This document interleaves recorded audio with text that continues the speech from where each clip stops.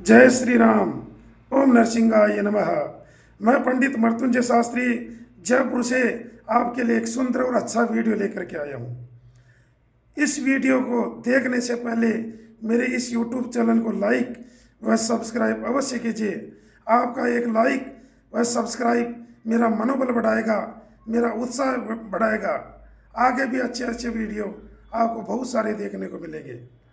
मैं इस वीडियो में ये बताने जा रहा हूँ, जो सूर्य भगवान को अर्घ किस विधि से देना चाहिए, किस चीज़ को डाल करके अर्घ देना चाहिए और कैसे देना चाहिए, और सूर्य भगवान को अर्घ देने से क्या लाभ होता है, वो बताने जा रहा हूँ।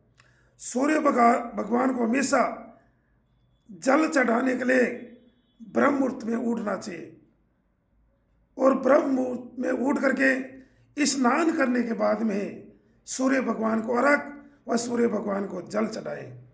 सूर्य देव को जल चढ़ाने के लिए हमेशा तांबे का लोटे का इस्तेमाल करना चाहिए। केवल तांबे के लोटे से ही सूर्य भगवान को अर्घ देना चाहिए, जल चढ़ाना चाहिए।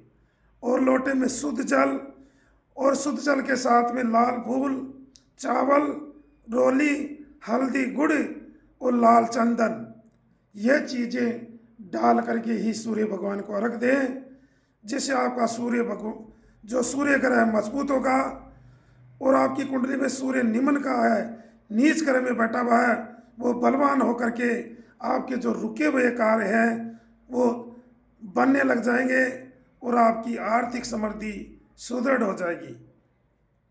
सूर्य देव को जल हमेशा साफ आसन पर खड़े होकर के जल देना चाहिए।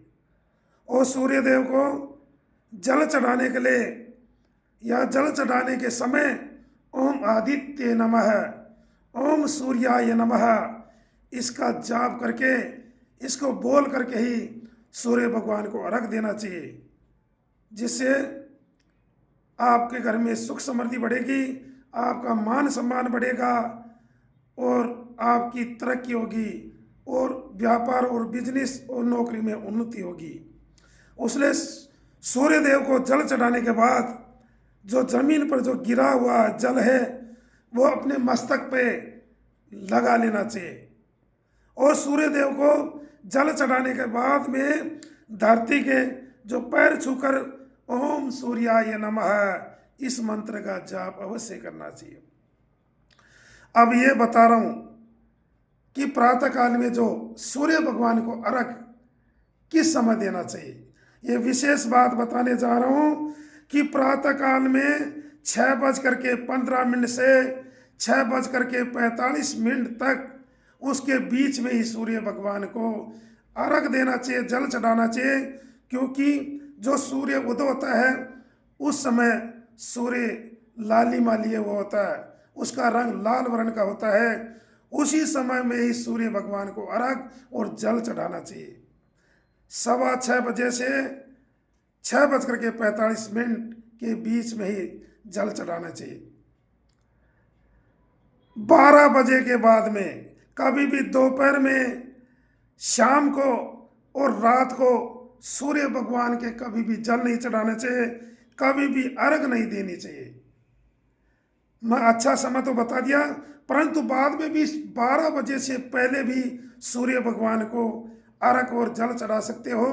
12 बजे के बाद में कभी भी नहीं चढ़ाए, नहीं आपकी उन्नति रुक जाएगी, आपके परिवार में बीमार रहने लग जाएंगे, और आपके जीवन में मान सम्मान नहीं होगा, और आपका भाग्योदय रुक जाएगा, और स्वास्थ्य भी खराब होने लगेगा। इसलिए 12 बजे के बाद में कभी भी सूर्य भगवान को अर्घ व जल नहीं चढ़ाए। सूर्य भगवान को अर्घ है या नदी में खड़े होकर दें या घर में दे सकते हो। उगते हुए सूर्य को अर्घ देना सबसे अच्छा माना गया है, सर्वोत्तम माना गया है। अब सूर्य भगवान को कितनी बार अर्घ देना चाहिए, कितनी बार जल चढ़ाना चाहिए, ये बता रहा हूँ।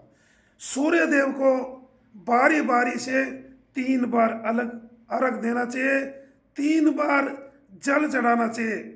और सूर्य भगवान को कितनी परिक्रमा करनी चाहिए ये बता रहा हूँ। सूर्य भगवान को जल चढ़ाने के बाद में 3 बार परिक्रमा करनी चाहिए। सूर्य भगवान को जल चढ़ाने के बाद में 3 बार परिक्रमा करनी चाहिए। इससे आपका भाग्योदय अच्छा हो जाएगा और रुके हुए कार्य बनने लग जाएंगे। अब सूर्य देव को जल देते समय कौन से पैर को उठाना चाहिए, ऊपर उठाना चाहिए, ये बताने जा रहा हूँ। सूर्य भगवान को जल अर्पित करते समय जो बायां पैर है उस बाएं पैर को उठाना शुभ माना गया है। इसलिए सूर्य भगवान को अर्घ देते समय अपने बाएं पैर को ऊपर उठा करके ही अर्घ दे, ये सबसे अच्छा माना गया है।